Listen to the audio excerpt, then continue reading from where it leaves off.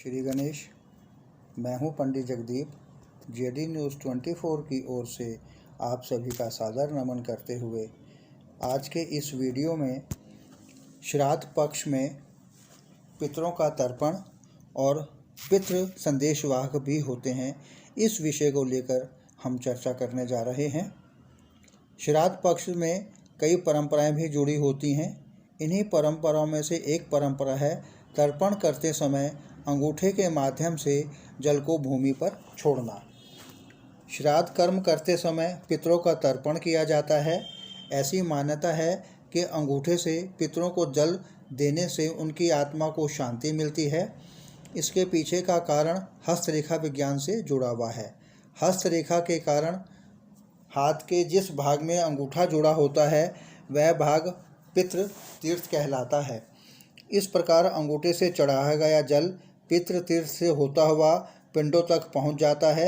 ऐसी मान्यता है कि पितृ तीर्थ से होता हुआ जल जब अंगूठे के माध्यम से पिंडों तक पहुंचता है तो पितरों को पूर्ण तृप्ति का अनुभव होता है। यही कारण है कि हमारे विद्वान पूर्वजों ने पितरों का तर्पण करते समय अंगूठे के माध्यम से जल देने की परंपरा बनाई है। हिंदू धर्म ग्रंथों में पितरों को संदेशवाहक भी कहा गया है। इसके अनुरूप आगे अगर हम चर्चा करते हैं तो हमें यह करना चाहिए कि शास्त्रानुसार आर्यम पितरों के देव हैं, इसलिए तर्पण करते समय उक्त प्रार्थना अवश्य करनी चाहिए। और मैं देव को प्रणाम करता हूँ। हे पिता, हे पितामह, हे प्रपितामह, हे माता, हे मातामह, हे प्रमातामह, आपको बारंबार प्रणाम है। आप हमें मृत्यु से अमृत की ओर ले चलें। हम अपने पूरे वर्ष भर अपने देवों को समर्पित अनेकों पर्वों का आयोजन करते रहते हैं, लेकिन हम में से बहुत लोगों को यह अनुभव होता है कि हमारी प्रार्थना देवों तक नहीं पहुंच पा रही है। हमारे पूर्वज देवों और हमारे मध्य एक सेतु का कार्य करते हैं, और जब हमारे पितृ हमारी श्रद्धा, हमारे भाव और हमारे कर्मों से तृप्त व संतुष्ट हो जाते हैं तो उनके माध्यम और उनके आशीर्वाद से देवों तक हमारी प्रार्थना पहुंच जाती है और हमें मनोवांछित फल की प्राप्ति भी होती है। पितृपक्ष से पितरों का श्राद्ध और तर्पण इस प्रकार करना चाहिए।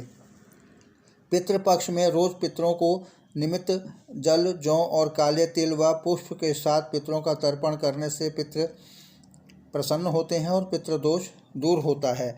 श्राद्ध पक्ष से अपने पितरों की मृत्यु तिथि पर किसी योग्य ब्राह्मण को अपने पूर्वजों की पसंद का भोजन कराएं।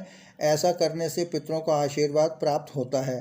पितृ पक्ष में अपने पितरों के नाम श्रीमद् भागवत गीता, गरुड़ पुराण, नारायण बड़ी, त्रिपिंडी श्राद्ध, महामृत्युंजय जप का जाप व पितृ गायत्री मंत्र की शांति करने से भी पितरों की शांति मिलती है। श्राद्ध पक्ष में गया जी जाकर अपने पितरों का श्राद्ध अवश्य करना चाहिए। ऐसा करने से पितृ भी शांत होते हैं और पितृदोष से मुक्ति भी मिलती है। यदि किसी जातक को अपने पितरों की मृत्यु तिथि पता नहीं है तो सर्वपितृ अमावस पर उनका श्राद्ध कर सकते हैं। ऐसा करने से पितृदोष से मुक्ति मिलती है।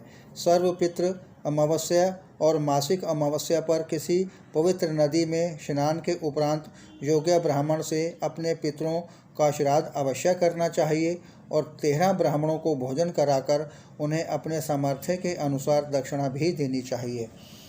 पितृपक्ष में कौवों का भोजन अवश्य कराना चाहिए, क्योंकि मान्यता है कि इस समय में हमारे पितृ कौवा का रूप धारण करके पृथ्वी पर उपस्थित रहते हैं।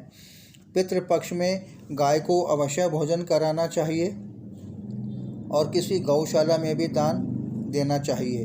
पितृपक्ष में ही पंचबली, इस पंचबली में चींटी, कौवा, गाय, देवादि और कौवा यह आते हैं, इसको भी अवश्य करनी चाहिए।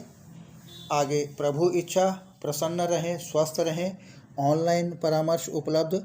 आगामी वीडियो नए प्रसंग के संग आपकी समृद्धि की कामना सहित पुनः जय श्री गणेश।